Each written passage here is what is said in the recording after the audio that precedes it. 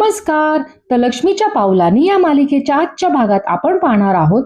सरोज संगीताला म्हणते की तुम्ही काळजी नका करू, आपण हॉस्पिटलमध्ये आणलं आहे ना, तिला नक्की बरं वाटेल, सावरा स्वतःला. तेव्हा संगीताचं लक्ष काजलकडे जाते. ती सोहमकडे पाहत असते. संगीता तिच्याकडे जाऊन म्हणते की कशासाठी मी आणलं होतं तुला, इथे काय चाललं आहे तुझं. तेव्हा काजल रडत असते आणि सोहम काजलकडे पाहतो. संगीता म्हणते की लाज आणली आहे तुम्हाला, आता आपण इथे थांबायचं नाही. आणि सरोजकडे जाते आणि सरोजला म्हणते की सरोज मॅडम आम्ही निघतो. तेव्हा सरोज म्हणते की अहो थांबा, तिला तिची आई जवळ असेल तर तिला बरं वाटेल. संगीता रडूनच म्हणते की तुमच्यासारखी आई असताना या आईची काय गरज आहे तिला. संगीता हात जोडून म्हणते की एक विनंती आहे, तेवढी माझ्या लेकीची काळजी घ्या. आणि सरोजच्या पाया पडते. सरोज म्हणते की हे काय करताय तुम्ही, सांभाळा स्वतःला. संगीता कलाला दरवाजाच्या काचेतून पाहते आणि काजलला घेऊन जाते. तर इथे रोहिणी सुद्धा धावत येते आणि सरोजला म्हणते की बिचारी कला, काय चाललं आहे सगळं. कलाचा आजार पण वाढतच चाललंय, कमी होतच नाही आहे.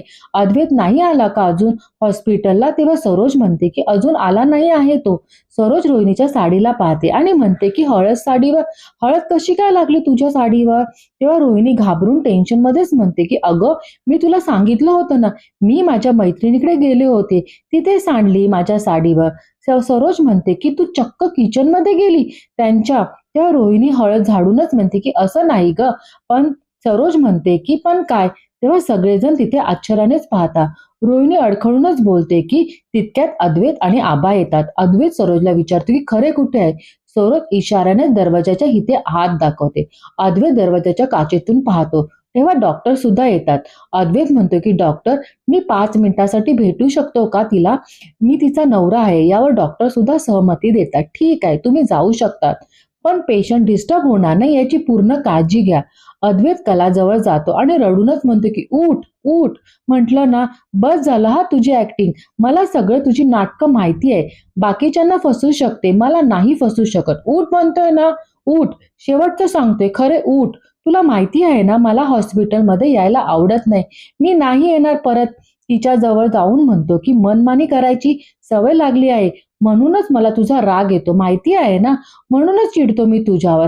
आपल्या सगळ्यात मोठं लेटेस्ट भांडण आठवतंय मला. आठवतं, तेच केलं होतं तेव्हा पण. राहुलला शोधायला त्याच्या मागे गेली होती मला न सांगता. नंतर परत तेच केलं, दिल्लीला निघून गेली मला न सांगता. मिसेस खरे पण ओरडला होता ना तुला की जावे बापूशी असं वागू नको. खरे उठ ना. मला पहिल्यांदा तुझ्यासमोर अस्थमाचा अटॅक आला होता तेव्हा तू किती धडपड केली होती माझ्यासाठी, किती प्रयत्न केले होते. पैसे नव्हते तुझ्याकडे, कसं तरी भांडून मला हॉस्पिटलमध्ये ऍडमिट केलं होतं. आणि मी जोपर्यंत बरा झाला नाही तोपर्यंत तिथेच होतीस तू. मला डिस्चार्ज मिळाला आणि तुला अटॅक आला. इनहेलरचा सगळीकडे, आपल्या बेडरूम मध्ये, कपबोर्ड मध्ये, ड्रॉवर मध्ये, लिव्हिंग रूम मध्ये, ऑफिस मध्ये, सगळीकडे माझ्यासाठी इनहेलर ठेवलं. सगळीकडे तुझ्या दुकानाला आग लागली तेव्हा तू लक्ष देऊन गेली मला हॉस्पिटलमध्ये. साधी सर्दी जरी झाली तरी तू माझी किती काळजी घेते आणि मी तुला हे असं बघायचं आहे का. अद्वैतला खूप रडू येतं. एकदा माणूस हॉस्पिटलमध्ये आला, डॉक्टर, ट्रीटमेंट यावरच विश्वास ठेवायचा, देवाचं नाव घ्यायचं. पण काय करू शकतो, पण मी तुला खरंच असं नाही बघू शकत. उठ चल. कोण आहे मी, मला सगळ्या गोष्टी परफेक्ट लागतात, पण मी तुला असं नाही बघू शकत. हा खरे, तुला उठावंच लागेल. उठ, बोल माझ्या बरोबर. तेव्हा अद्वैतला अस्थमा येण्याचं नाटक करतो आणि म्हणतो की खरे बघ मला त्रास होते, उठ ना. मला त्रास झालेला तुला बघवत नाही, खरे उठ ना. पण कला काही उठत नाही. अद्वैत म्हणतो की मला त्रास झालेला बघवत नाही ना, मग उठ ना, काय करू मी. तिच्या जवळ जातो आणि तिचा हात हातात घेतो. तू गोंधळ घालते ना, त्या सगळ्याची सवय झाली आहे मला. नाही राहू शकत मी, नाही जगू शकत तुझ्याशिवाय, नाहीच जगू शकत मी तुझ्याशिवाय. आणि खूप रडतो. तेव्हा कलाची बोटं हलतात. अद्वैत डॉक्टरांना पटकन बोलवतो आणि म्हणतो की तिची बोटं हलत आहे बघा. तेव्हा डॉक्टर चेक करतात आणि म्हणतात की आल्यापासून आपण जी ट्रीटमेंट सुरू केली आहे ना, त्यांना रिस्पॉन्स चांगला देत आहेत, हळूहळू शुद्धीवर येतील या. अद्वैतला खूप छान वाटतं. कला अद्वैतला आवाज देते की चांदेकर. अद्वैत खुश होऊन डॉक्टरांना म्हणतो की माझी बायको शुद्धीवर आली आहे, थँक्यू सो मच डॉक्टर. अद्वैत कला जवळ जातो आणि मिठी मारतो. तेव्हा डॉक्टर म्हणतात की अहो चांदेकर, अहो काय त्या पेशंट आहे, तिची कंडिशन नाही आहे अजून, त्यांना खूप विकनेस आला आहे, पटकन मिठी मारू नका त्यांना. तेव्हा अद्वैत म्हणतो की सो सॉरी डॉक्टर, ती शुद्धीवर आली ना. आणि डॉक्टरांनाही मिठी मारतो. डॉक्टर म्हणतात की तुमचा आनंद मी समजू शकतो, पण त्याहीपेक्षा मिसेस चांदेकर क्रिटिकल कंडिशन मध्ये असून सुद्धा आपल्या ट्रीटमेंटला त्यांनी खूप चांगला रिस्पॉन्स दिला. ही खूप आनंदाची गोष्ट आहे. अद्वैत म्हणतो की हो, अंडरस्टँड, आणि मी घरच्यांना सांगून येतो. तेव्हा कला अद्वैतला आवाज देते. डॉक्टर म्हणतात की अहो मिस्टर चांदेकर, तुमची मिसेस तुम्हाला बोलवते. मी तुमच्या फॅमिलीला मी कळवतो. तुम्ही बोला त्यांच्याशी, आणि डॉक्टर तिथून जातात. अद्वैत कलाला जवळ जातो. तेव्हा कला म्हणते की मी शुद्धीवर आले म्हणून तुला किती आनंद झाला. म्हणजे मी जेव्हा बेशुद्ध होते तेव्हा तू एकटा बसून होता माझ्याजवळ. तेव्हा अद्वैत म्हणतो की त्यामागे एक कारण आहे. कला म्हणते की माझ्या बाजूला बसायला तुला कारण लागतं. अद्वैत म्हणते की तू फार वेळ शुद्ध राहणार नव्हतीस. बडबड न करता तू किती वेळ राहू शकते. दुसरं म्हणजे मी जर इथे बसलो नसतो तर शुद्धीवर आल्यावर तू मला जाब विचारला असता. चांदेकर, तुझ्या जराही माणुसकी नाही आहे का रे? तेव्हा कला म्हणते की म्हणजे नक्की एवढंच कारण होतं का? तेव्हा अद्वैत म्हणतो की म्हणजे अजून काय कारण असणार आहे? कला म्हणते की चुकून तुला माझी काळजी वगैरे वाटत नव्हत्या ना? बोल चांदेकर, स्पष्ट बोल.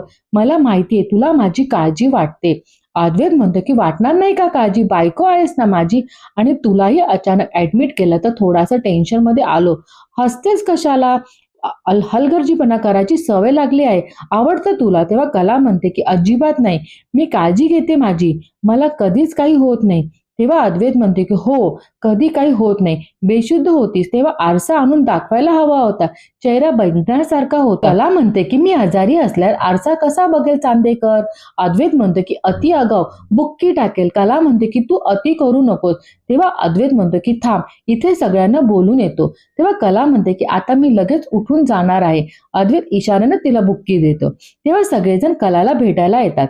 रजनी म्हणते की तुला हसताना बघून आम्हाला खूप बरं वाटते. तेव्हा इथे नैना आणि रोहिणीचा चेहरा पडलेला असतो. आबा म्हणतात की देवी आईची पावली म्हणायची. तेव्हा डॉक्टर तिथे येतात, रिपोर्ट बघतात आणि बोलतात की डॉक्टर अद्वैतला सांगतात की मिस्टर चांदेकर, मी यांचे रिपोर्ट वाचले. यांना कसली तरी अलर्जी झालीये. इतकी अलर्जी की यांचा जीवही जाऊ शकतो. सगळ्यांना धक्काच बसतो. तेव्हा डॉक्टर कलाला म्हणतात की मिसेस चांदेकर, तुम्हाला माहिती आहे का तुम्हाला कसली अलर्जी आहे? तेव्हा कला म्हणते की नाही डॉक्टर, मला असं काहीच आठवत नाहीये. डॉक्टर म्हणतात की बघा बघा, आठवून बघा, याआधी असं कधी झालं आहे का? तेव्हा कला आठवण्याचा प्रयत्न करते आणि तिला आठवत आणि म्हणते की हो, ब्राझील नट, मी लहान असताना माझ्या काकाने मला ब्राझील नट आणलं होतं मुंबईवरून. खूप मस्त होतं. पहिल्यांदाच खाल्लं होतं, पण तेव्हाही असंच झालं होतं. मला श्वासच घेता येत नव्हतं आणि मग माझी शुद्ध हरपली. असंच हॉस्पिटलमध्ये ऍडमिट केलं होतं मला. ते ब्राझील नटच होते, पण त्यानंतर कधी खायची वेळच नाही. ते सोडता मला बाकी कशाचीच अलर्जी नाही आहे. तेव्हा नैना रोहिणीला म्हणते की पाहिलं मी कसं डोकं लावून काम केलं आहे. रोहिणी म्हणते की हुशार आहे. अद्वैत म्हणतो की अलर्जी शोधणं हे खूप कठीण काम आहे. फार लक्ष ठेवावं लागतं त्याकडे. आता तुझ्या पटकन लक्षात आलं, हे बरं झालं. तुला आठवावं लागेल सकाळपासून काय खाल्लं होतं. तुला रात्रीचं सुद्धा आठवावं लागेल, काल रात्रीचं. तेव्हा कला म्हणते की पण मी असं वेगळं खाल्लं नाही, घरचंच खाल्लं होतं. डॉक्टर म्हणतात की मग घरच्याच खाण्यामध्ये काहीतरी आलं असेल, त्यात चुकून गेलं असेल. सरोज म्हणते की मी काल रात्रीचं जेवण तर मीच दिलं होतं.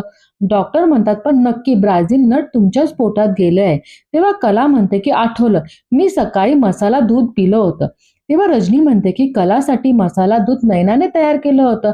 नैना जरा घाबरते. सरोज तिला विचारते की नैना, तू मसाला दूध मध्ये ब्राझील नट घातलं होतं? नैना खोटं म्हणते की मी नाही केलं, मी फक्त मसाला दुधाची पावडर वापरली, बाकी काही नाही. आता त्यामध्ये ब्राझील नट असतील तर मला नाही माहिती, आय डोंट नो. तेव्हा रोहिणी म्हणते की नैना, मूर्ख आहेस का तू? इन्ग्रेडियंट्स वाचता नाही आलं? नैना म्हणते की अक्षर बारीक होतं, मला वाचता नाही आलं. अद्वैत ओरडूनच म्हणतो की एवढा निष्काळजीपणा तू कसा काय करू शकते? नैना, किती इररिस्पॉन्सिबल आहेस तू. तुझी बहीण आहे ती, जास्त काळजी घ्यायला पाहिजे. बघत आहेस ना काय झालं आहे ते. आबा अद्वैतला म्हणतो की अद्वैत, आपण या सर्व गोष्टी घरी गेल्यावर बोलू शकतो ना. अंबाबाईच्या कृपेने आणि डॉक्टरांच्या उपचाराने सूनबाई शुद्धीवर आली आहे, एवढी मोठी गोष्ट आहे. डॉक्टर म्हणतात की now she out of danger. मला वाटतं तुम्ही आजच डिस्चार्ज घेऊ शकता. आम्हाला माहिती आहे पेशंट हॉस्पिटलच्या वातावरणात, घरच्या वातावरणात लवकर भरा होतं. शेवटी महत्वाचं काय, आपल्या लोकांमध्ये राहणं. अद्वैत डॉक्टरला म्हणतात की मला मेडिसिनचा आणि पथ्य पाण्याचं सांगा, खरेला लवकर घरी घेऊन जायचंय. अद्वैत सरोजला म्हणतो की आई मी आलोच. तेव्हा घरची मंडळी खूप खुश होतात आणि आजचा भाग इथे संपतो. धन्यवाद.